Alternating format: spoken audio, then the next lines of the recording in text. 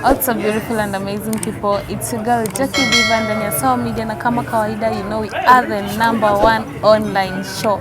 So guys, leo nimepatana na guest amazing sana. Wacha introduce.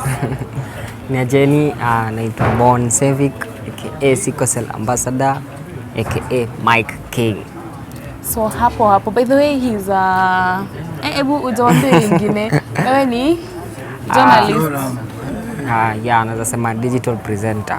Yes. Yeah, he's also a digital presenter. He'll shout out his social media platforms tukimalizia. Hapo ameguzia kitu like he's a sickle cell ambassador. How did you like it, jina ilikujaje? Okay, so maybe for those who wenye wajui, nimekuwa with this condition, nimejulikana when I was 9 months old, and since then nimekuwa able kujua more kuhusu because nishapitia everything about it. Yeah. So kwa sababu ya hiyo story yote kujua, kwa sababu ya hiyo story yote ku understand, hiyo story yote ku understand sickle cell disease imefanya niko na hiyo passion ya kueducate watu na kuambia what this is really is, na watu elewe like sickle cell is just honesty.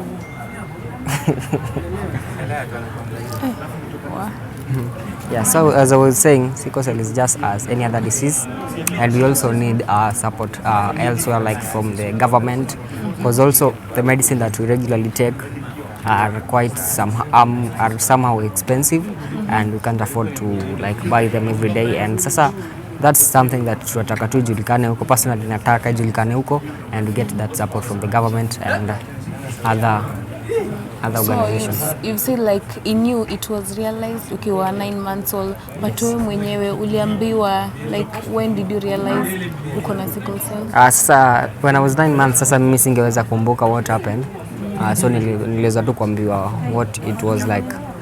One of them being sana sana nilikuwa navura parts of the body. Like if you can see this here hapa. Yeah. There's a time that ilivura sana to an extent that ikabidi wakaifanya operation. Yeah. So mostly inakuwa pain, and sometimes maybe the chest inakuwa painful and inakuwa difficulty in breathing. So hizo ndio sana sana the main causes. Also you find out that what was sickle cell, like mostly they're on and off the hospital. Alafu wewe as a young person you had to go to school and do other things. Maybe how did you, hizi vitu ziliendana aje? Yeah, so shule sana primary, it was not so good. I had the most difficult moment while I was in primary school, because that time nazasema it was somehow worse than it is sai naenda reduce. So when I was primary, like macho zilikuwa too yellow, and sasa unaelewa tu the people in primary, yeah, most of them wanaku avoid, most of them wanakubandika majina. Like naweza sema when I was in primary I didn't have so many friends. Yeah. Actually mimi I used to stay in class when people go to play during break time, because I was afraid to interact with people. Maybe unacheza na mtu anakutusi, and ile because one of them ni kuwa uwezi fanya strenuous activity. So like kuna zile mchezo mkicheza wewe unachoka haraka, watu wanakutusi. Like when you're playing football, hakuna mtu maybe anataka kuplay in your team. Yeah. Because anasema wewe utachoka haraka, utawasaidia. Yeah, so things like that. So primary ilikuwa difficult sana.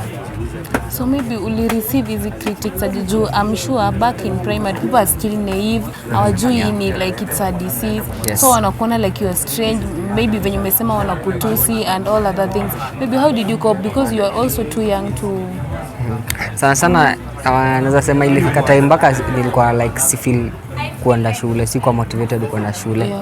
But I just nilibidi tu nikazane niende. And nilingangana tu nikavumilia till nikamaliza class 8 and I joined high school. So in high school haikuwa much, but I remember kuna one lady aliniambia like people with this condition mostly they don't pass 18 years. Yeah, so that's akaniambia like alikuwa na friend mwenye alikuwa with the same condition and passed at 18 years. Yeah. So that was discouraging, but by that time nilikuwa nimeweza kuji-understand and nilikuwa naelewa who I am. So I didn't take it personal. Yeah. So maybe what was your experience with the teachers? Like umejua kuna those teachers wenye they'll understand, alafu kuna wale wengine. Kweli. Yeah. So nazasema most of the teachers like sana sana my class teachers wote wali understand. Yeah. And ilikuwa tu sawa cause I was exempted from doing this trainers activity. Yeah. And any activity that inaweza fanya because those pains to arise. So the teachers nazasema wote ilikuwa tu sawa. There is nowhere where any teacher alinini, but there are some moments when teacher will joke, tuwe kupiga utafaint, tuwe kufanya nini utafanya nini. Yeah, ni hizo tu, but pia I got used to them. Yeah, ni hiyo tu. So maybe what has been that worst experience, maybe from your primary to high school, yenye like you don't want to think about it and ili hurt the most? So the most is when I was still in high school. I guess it was Form 2. Yes. So there's this time nilikuwa na uchungu sana. Then nika fell down. So nilikuwa na rest hapo chini mali nilianguka. Then when someone alikuwa anapita kando, nikasikia kasema ati huyu hata siku moja atakufia hapa.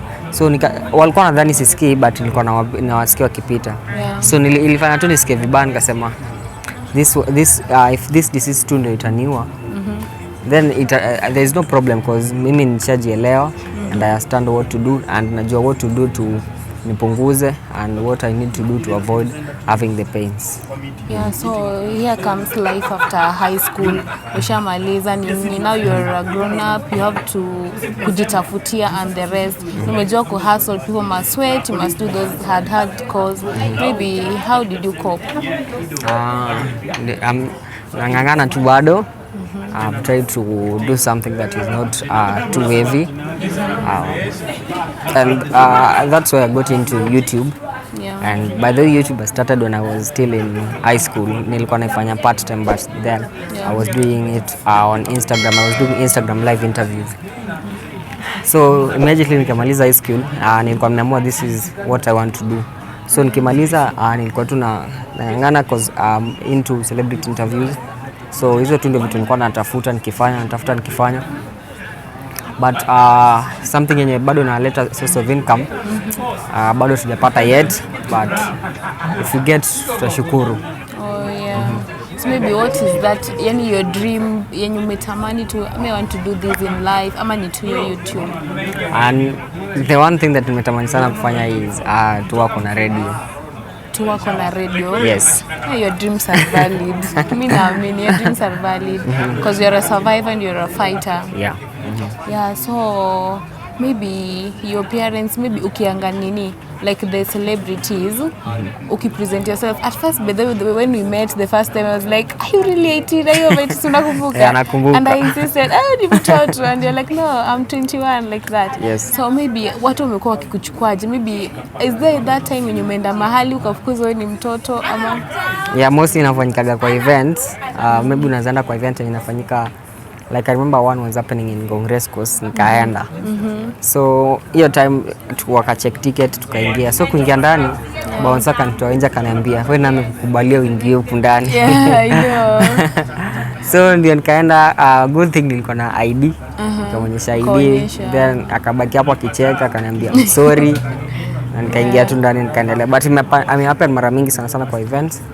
And maybe clubs because kuna events zingine zinafanyika kwa clubs, yeah, places like that. Also, we find that out there you're not alone, by the way.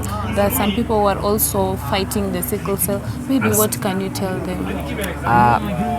Just believe in yourself and usisikia watu because kuna watu watakumislead. Mimi nilireceive a lot of comments that people like me don't pass pity the age of 18. Yeah. Vitu mingi tu sana. So don't take them personal. Wewe unaweza sikia tu like vile wanasema unasikia na huko inatoka na huko. Yeah, true. Yeah, na uendelee na maisha yako. Take your medication and life will go on well. So what has always kept you going, by the way? Alafu, who has been your source of motivation? So what has kept me going first ni believing in myself, because niko na a lot of dreams zenye lazima tu niendelee kupush ndio zi happen. Yeah. Then again my mom also wanani motivate sana. Like every day when nikimwambia I want to do this, ananiambia wejikaze tu, it's possible. Then he also advises me a lot, so he's one of my motivators. So maybe that one moment that you'll never forget in an hospital. There's one day like nimekuwaga mgonjwa but mostly nikupata hizo maumivu, but there's one day nilikuwa na chest problem, it cause difficulty in breathing, and from that day nilipelekwa, I don't know kama ni ICU ama HDU. Yeah, so that's the worst moment because that time nilisema ati like niliona ni kama that was my last day. Ilikuwa the worst, so ndio naweza sema ilikuwa the worst. Yeah, and I remember like my familia wako na feel poa wote cause nikitoka usiku na saw that picture mali nilikuwa, siku feel poa sana. So like we find out that in hospital like watu wengi wao wanakashifu the nurses, the doctors that sijui wako aje, wako this and that. Maybe according to you, who is that one doctor, one nurse ama huyu mwenye anafanya hosi mwenye yani alikumotivate tu sana? Mimi nimeenda sana hospitali mara mingi sana Kenyatta, and most of the nurses and doctors who are there personally sawa wananijua vizuri sana, so wamekuwa tu mzuri kwangu.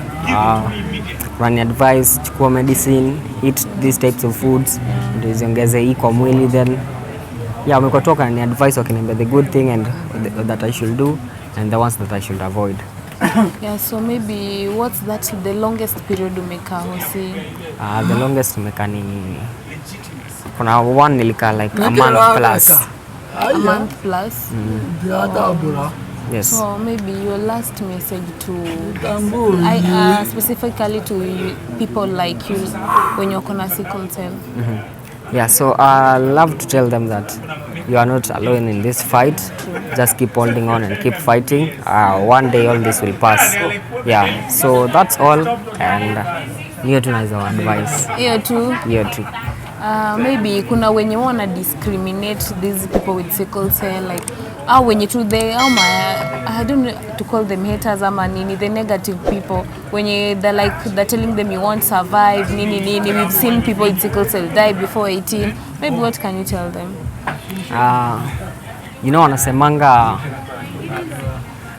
Wanasemanga ulimi ndio the most powerful thing. Yeah, true. And pia unafaa uchunge the things that you say, because maybe unaweza sema bad thing and inaweza come hata because you say maybe I'll not pass 18. You might get that I'm the one that will be attending your funeral, so just filter what you're saying. So maybe what nini unapenda sana? We find out that when people like they fight for something, then they wakwe kama victor. Like I know you are now a victor, by the way. Congratulations. Yes, to sana. You've kept going. We've seen you, by the way. Alafu your nini is very impressing, your steps. So maybe what's that one thing unataka kufanya to change people's mindset, maybe according to sickle cell? What's that one thing ungependelea tu? I want personally nataka wajue one thing that ningependa tu kutoa out of people's mentality ama people's mind, that anyone with sickle cell can survive, and anyone with sickle cell can do different things. Like if you have sickle cell, huwezi sema you won't pass 18. You'll pass it, and you'll, by God's grace, maybe you live longer than even someone that is healthy. Oh, that's nice. So to the people who are watching, to the online family, Lloyd, isn't it? Yes. Better Lloyd is one of we are workmates. If I can say, we are workmates. By the way, I've been working with him in the social media platform. He's a very amazing guy, by the way. Thank you. Guys, just show your support to him. He will say his social media handles as we finish, so that you can go follow him. You see his amazing job. Wambie penye unapatikana. So on YouTube you can just check Lloyd's Television. Utaona vitu nafanya huko, and also tunaweza ongea on Instagram, unaweza search Lloyd's Television, utatupata hapo. Asanteni sana.